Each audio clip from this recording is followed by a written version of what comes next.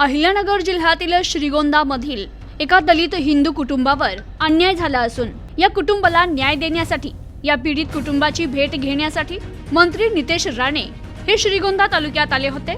यावेळी त्यांच्या समवेत अहिल्यानगर शहराचे आमदार संग्राम जगताप तसेच श्रीगोंद्याचे आमदार विक्रमसिंह पाचपुते यांच्यासह अनेकांची उपस्थिती होती।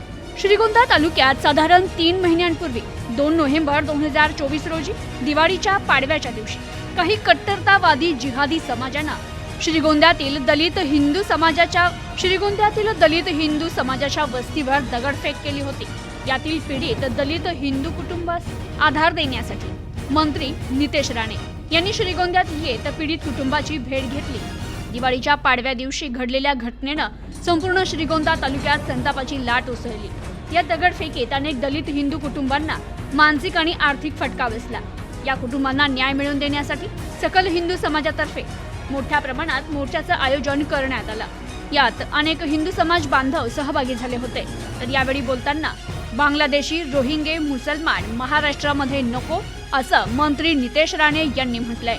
तर यावेळी सकल हिंदू समाजाच्या वतीनं मंत्री नितेश राणे यांना आपल्या मागण्यांसंदर्भात निवेदन देण्यात आलंय।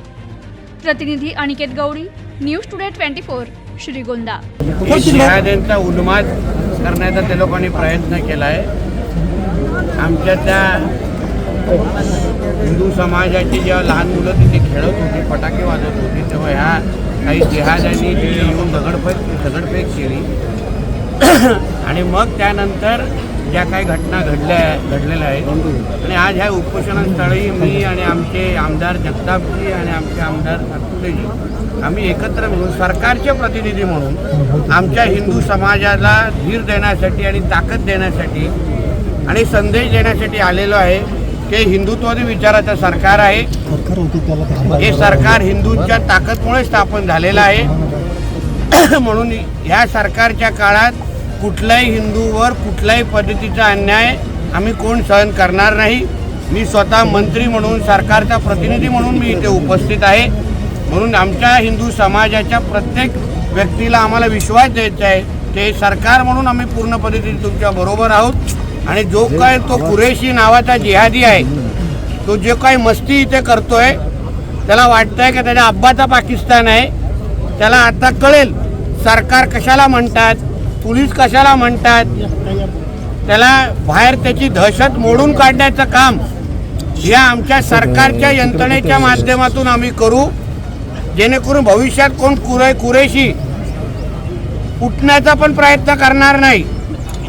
म्हणून जे त्याचे कोण साथीदार असतील, ते जिहादी मानसिकतेचे कोण जे पण आमच्या श्रीगोंद्यामध्ये असतील, त्यांना कळलं पाहिजे की इथे हिंदुत्वादी विचाराचा आमदार आहे, सरकार हिंदुत्वादी विचाराचं आहे। म्हणून इथे त्यांची कुठलीही मस्ती आम्ही सहन करणार नाही। सर, राहुल सोलापूरकरांनी एक काल शिवाजी महाराजांबद्दल वक्तव्य केलं, माफी मागितली ना त्यांनी।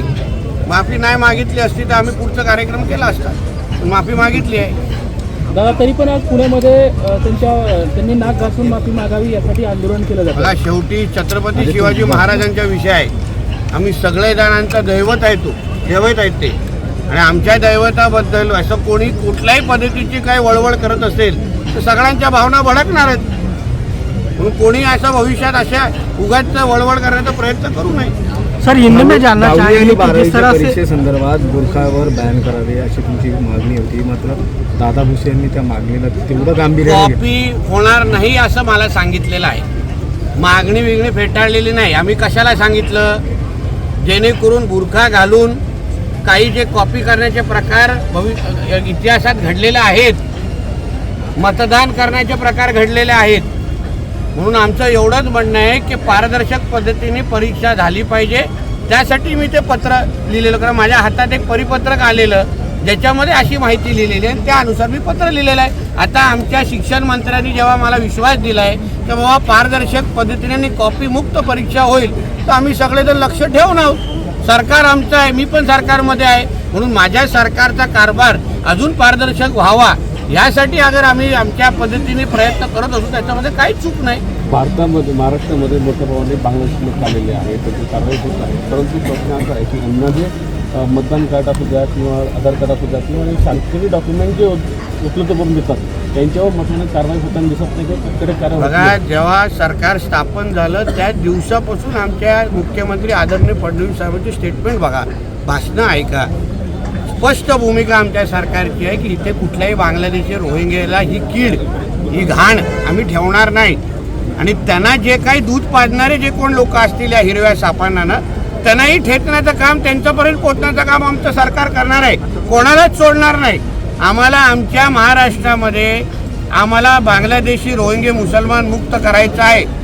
त्या पण बिळामध्ये हिरवे साप लपले असतील ना, प्रत्येकापर्यंत आम्ही पोहोचणार आणि ठेचून त्यांना इथून बाहेर काढणार आहे. चिंता करू नका.